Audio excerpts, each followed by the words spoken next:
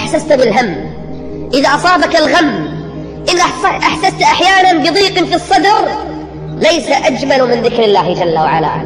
الاستغفار يزيل الهم ويمسل الصدر ويشرحه. يا عبد الله، جرب هذا الدواء كل يوم، كل يوم اجلس واستغفر الله 100 مرة، وانظر أي سعادة تدخل إلى قلبك. كان النبي يستغفر في المجلس 100 مرة، في رواية 70 مرة. هكذا كان استغفاره، استغفارا تلو آخر. واسمعوا إلى ما حصل للإمام أحمد بن حنبل. خرج يوما من الأيام مسافرا إلى بلد، فحل عليه الليل واشتد الظلام ولا يعرفه أحد من أهل البلد قرية، واشتد البرد عليه في الليل. فرأى الإمام أحمد مسجدا صغيرا، فدخل الإمام في المسجد وصلى فيه ثم أراد أن ينام. سفر طويل، ظلام حالك، برد قارس، لم يجد إلا المسجد يحتمي فيه. دخل الإمام ونام، فدخل عليه حارس المسجد قال: يا رجل ماذا تصنع؟ قال: أنام. قال: ليس بمكان نوم. ولم يعرف الإمام أحمد، ولم يخبره الإمام: أنا الإمام أحمد. لو قال له لسمح له، لكنه ما كان يفتخر باسمه ولا كان يستفيد من مكانته. فإذا به يقول له: اخرج من المسجد. قال: دعني أنام سويعاتي. قال: لا والله، لا أسمح لك أن تنام في المسجد، منعنا من هذا الأمر فاخرج. فحاول الإمام أحمد أن يقنعه فلم يستطع، فأخرجه. فنام الإمام عند عتبة الباب، موضع الأقدام. فرجع إليه مرة أخرى الحارس قال: ماذا تصنع؟ قال: أنام عند الباب. قال: حتى عند الباب ممنوع. قال: فقط دعني أنام ساعات ثم أقوم. قال: ممنوع. فإذا به وهو لا يعرف من الشيخ الكبير، جره جرا ورماه على قارعة الطريق. رمى من؟ الإمام أحمد. فرآه من؟ رآه الخباز الذي كان يشتغل ليلا يجهز عجينه للصباح. رأى من؟ شيخا كبيرا يرمى على قارعة الطريق ولم يعرفه.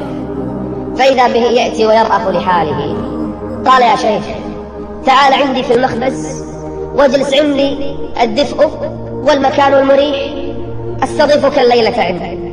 فقام الإمام أحمد ودخل إلى المخبز وجلس ينظر إلى الخباز يعجن لوحده. لكن الغريب أن الخباز كل عجلة كان يقول: أستغفر الله. مع كل عجلة، ربما بالعجينة 100 مرات، كان يقول مع كل عجلة: أستغفر الله، أستغفر الله، أستغفر الله، أستغفر الله. فنظر الإمام أحمد إليه وانتهر وهو لا يعرف الإمام. قال له الإمام أحمد: منذ متى وأنت على هذه الحالة؟ من متى وأنت تستغفر مع كل عجلة؟ قال: منذ زمن طويل. سأل الإمام أحمد: هل وجدت لاستغفارك هذا ثمرة؟ في نتيجة وجدتها؟ قال الرجل: نعم. قال: وما ثمرتها؟ قال: لم أدعو ربي دعاء واحدا إلا واستجاب الله لي، كل دعائي إلا دعاء واحدا. قال الإمام: وما هذا الدعاء؟ قال: دعوت ربي أن يريني الإمام أحمد بن حنبل. فقال الإمام: الله أكبر، قد استجاب الله دعائك، وأنا أحمد بن حنبل قد جرني الله إليك جرا. وإذا سالك عبادي، ليس أي عباد، عبادي أهل الصلاة، أهل الذكر، أهل الاستغفار، أهل العبادة، أهل الإخلاص. وإذا سالك عبادي عني فإني قريب أجيب دعوة الداعي إذا دعان. من منا فكر بنفسه أن يجلس وهو مغمور خباز من يعرفه؟ رجل ربما كان في مسجد والله لا يدري عنه أحد، لكنه لو أقسم على الله لأبره.